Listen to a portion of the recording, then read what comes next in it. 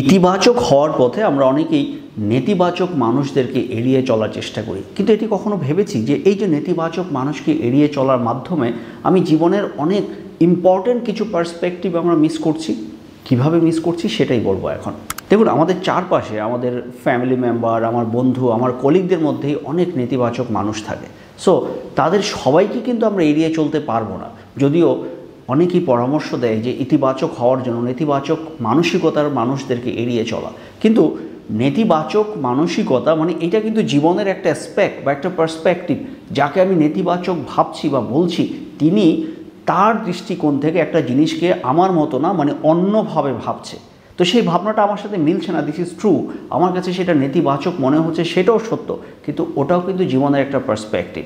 তাই নেতিবাচক মানুষের সাথে আমি যদি না মিশি, তাহলে ওই নেতিবাচক জিনিস মানে আমার চোখে যেটা নেতিবাচক আমি ভাবছি বা জীবনের যেই অ্যাসপেক্টটা আমার আরেকজন দেখছে অন্য একটা লেন্স দিয়ে, সেই জানাটা কিন্তু আমার জানা হচ্ছে না, আমার দেখা হচ্ছে না। তাই নেতিবাচক মানুষকে এড়িয়ে চলাটাই আসলে ইতিবাচক হওয়ার পথে একমাত্র সমাধান না। নেতিবাচক মানুষকে সাথে থেকেও, নেতিবাচক মানুষকে পাশে রেখেও আমি ইতিবাচক হতে পারি। কারণ কিভাবে?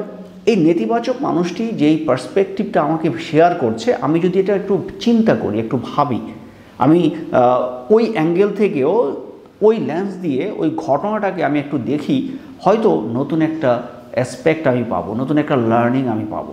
তাই নেতিবাচক মানুষকে এড়িয়ে না চলে বরং ডিল করা যায়, ডিল করতে হবে ইফেক্টিভলি। সেই ডিলটা কীরকম হতে পারে?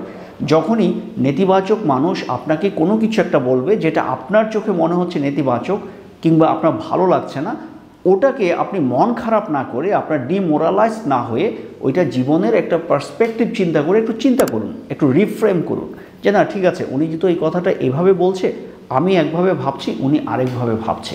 তো এইভাবে আপনি ডিমোরালাইজ না হয়ে একটু নতুন করে চিন্তা করুন। চিন্তা করার পর যদি দেখেন যে না, ওই ব্যক্তিটি নেতিবাচক কথা বলছে শুধুমাত্র আপনাকে ডিমোরালাইজ করার জন্য, আপনি তখন ধরে নেন যে না, ঠিক আছে, আপনি তো জেনে গেলেন যে আপনাকে আসলে ডিমোরালাইজ করার জন্য তিনি কথাটা বলছেন, আপনার তাহলে এতে মন খারাপ করার কোনো কারণ নেই। কিন্তু চিন্তা করার পর যদি দেখেন যে না, ঠিক আছে, উনি কথাটা বলছে আমাকে ডিমোরালাইজ করার জন্য না, বরং তার একটা পার্সপেক্টিভ, এটা তার একটা দৃষ্টিভঙ্গি, নতুন একটা জানালা আপনার সামনে এসে খুলে দিয়েছে, তখন কিন্তু আপনি সেটাকে, তাকে বরং এপ্রিসিয়েট করা দরকার।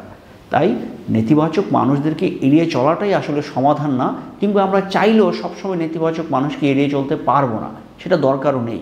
নেতিবাচক মানুষের সাথে থেকেও আমার রিফ্রেমিংয়ের মাধ্যমে তার কথাগুলো, তার চিন্তাগুলো একটু নিজের মতো করে চিন্তার মাধ্যমে আমরা নেতিবাচক মানুষকে ইতিবাচকভাবে ডিল করতে পারি। সবার জন্য শুভকামনা।